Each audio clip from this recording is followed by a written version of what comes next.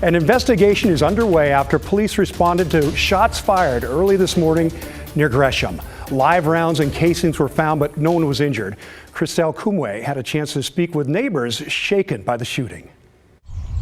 When something like this happens, it's really out of nowhere. Neighbors here at Southeast 165th and Main Street in Portland are still in shock. All our sidewalk was completely covered. All the street down here was completely covered of bullets. Police found more than 50 casings and 4 live rounds after shots were fired here early Saturday morning around 1. Jacqueline Valenzuela was home with her family and baby when shots rang out. Since it was so many gunshots at once, it sounded like fireworks almost. Multiple bullets struck a mailbox, fence, and 4 vehicles parked on the block outside. Jacqueline's mom, Reina Gonzalez, showed us the damage to her car. 1 bullet went through her windshield, the other pierced one of her tires. I'm scary and I don't know. I'm confused. I don't know what happened. The scariest moment for the family was when a bullet went through the home. We were in the living room watching TV 5 minutes before everything happened, and our living room was the one that was struck. So we were thankful that nothing happened and everybody is safe. But they no longer feel safe in the neighborhood. We are hoping to move out soon just because I have a baby. So, it is very alarming, and it's crazy how there's nowhere you can be safe anymore. Police say all strikes appeared to be unintended, but the case is still under investigation. Anyone with information is asked to contact the Portland Police Bureau. I'm Christelle Kumwe for KGW News. Another note on that, last night's shooting happened to make more than 1,000 shootings this year in Portland. Police on the other side of the Columbia River also dealing with gun violence overnight. Clark County deputies were called to Five Corners around 10:30 last night on reports of a drive-by shooting.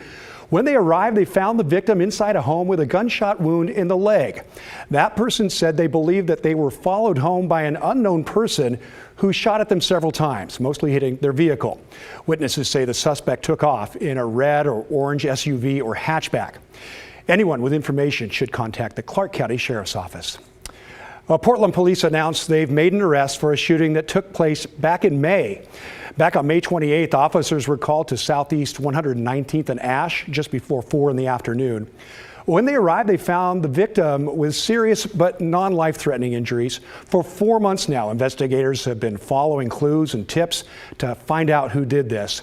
Well, now 30-year-old Joseph Smoot was arrested on Tuesday, and this weapon was taken from him. Smoot's now facing multiple charges, but Portland police ask you if you know anything about the case to give them a call.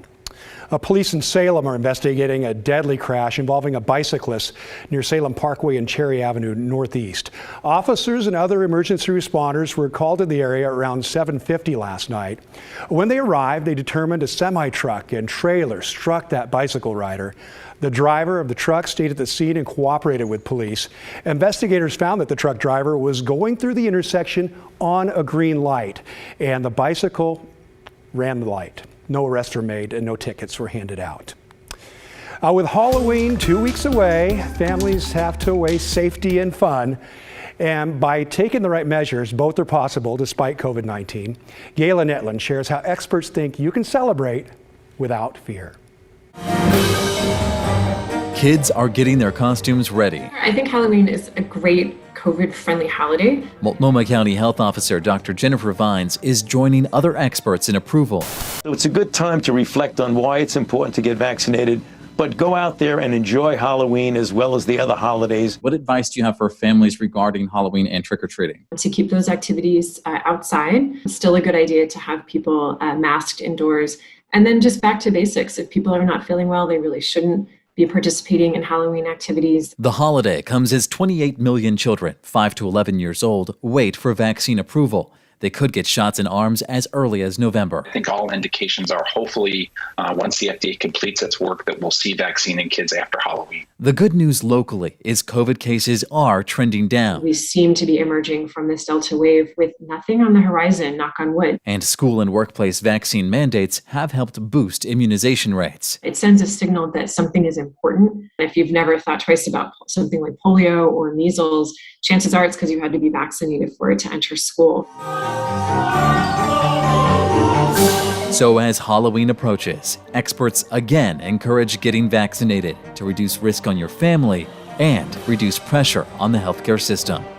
Galen Etlin, KGW News.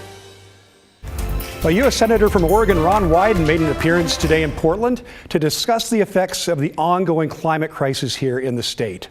The senator was joined by members of a Portland area youth climate group.